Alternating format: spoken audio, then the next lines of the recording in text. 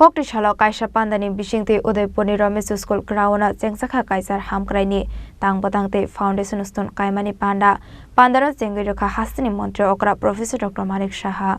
Pandani Pula Bakhangno Bufang Basawa Toilumani Bishingte Pandano Cheng Shawairokha Hastini Montri Okra Professor Dr. Manik Shaha Ashalo 44 Karurang Shabai Udaipur Pura Porishad Town Hall Day Commercial Buildings Ramnani Bagai Foundation Stone Kaisakha Te 40 Karurang Shabai Science Buildings Namsaknai Netaji Subhas College 8 crore 51,000 rang Shabai Ramesh School ni Bishitra Hall Day Katal Buildings Namsaknai 5 crore 79,87,000 rang Shabai Synthetic Football Turf Asok Zaknai 10 crore rang Shabai Razarbago Modern Motor Stands Namsaknai 16 crore 28,90,000 rang Shabai Bogini Nibedita School Kanawa 200 bed ni youth hostel Snam Saknai Abni Logewunu 24 crore 20 lakh rang Shabai DM office Katalnok Snam Nani Pagai Foundation Stone Kaizakha Aba Haikeno Tebo Dalbidal Tang Batang Yagona Harzaka Hanushaka Hastani Montri Okra Professor Dr. Manik Shaha Aba Haikeno Shakamni Shepte Dalbidal Naikol Mungno Tuyebo Shazakha Koklam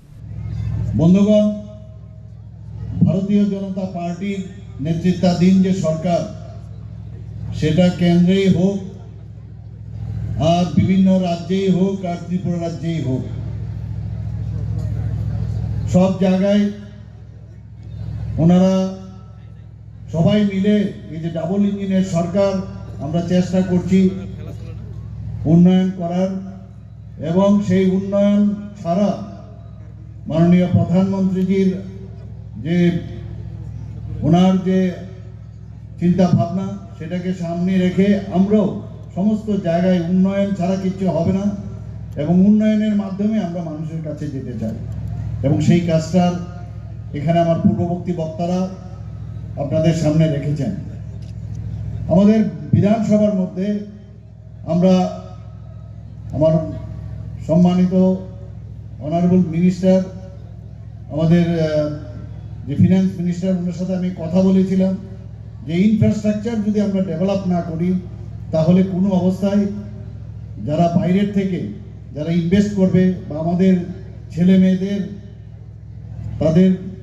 কাজের জন্য বা এখানকার মানুষের জন্য infrastructure আমাদের develop করতেই হবে সেই কারণে প্রায় 7,000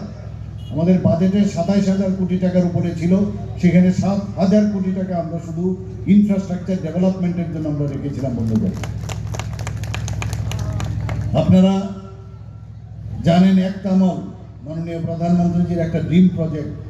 সেখানে যেটা একটু আগে বলার এখানে চেষ্টা করেছে সমস্ত যে আমাদের বিধানসভা শুধু ডিস্ট্রিক্ট না আমি বারবার বলছি সমস্ত বিধানসভার আমরা ডেভেলপমেন্ট করতে চাই তাহলে ডিস্ট্রিক্টেরও ডেভেলপমেন্ট হবে ওখানকার যে জনপ্রতিনিধি আছেন যাদেরকে মানুষ অনেক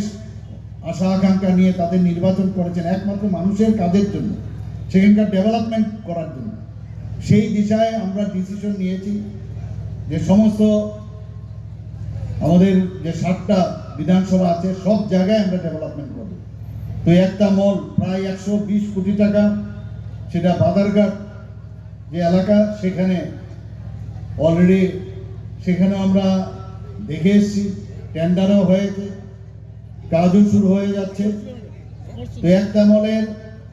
কাহিনী আপনারা সব জানেন প্রথম যে ইচ্ছা ছিল যে 1 ডিস্ট্রিক্ট 1 প্রোডাক্ট একটা মলে থাকবে কিন্তু তার শুধু একটা মলে যদি 1 ডিস্ট্রিক্ট 1 প্রোডাক্ট শুধু ত্রিপুরার না অন্যান্য প্রদেশেরও যারা থাকবেন তারাও এখানে এসে তাদের জন্য স্টল রাখা হবে তাদের জিনিসপত্র সেখানে রাখা হবে তাদের তো সেখান থেকে বিক্রি হবে কিন্তু আমরা ডিসিশন নিলাম এত টাকার যেহেতু মল হবে থেকে সাস্টেন করার জন্য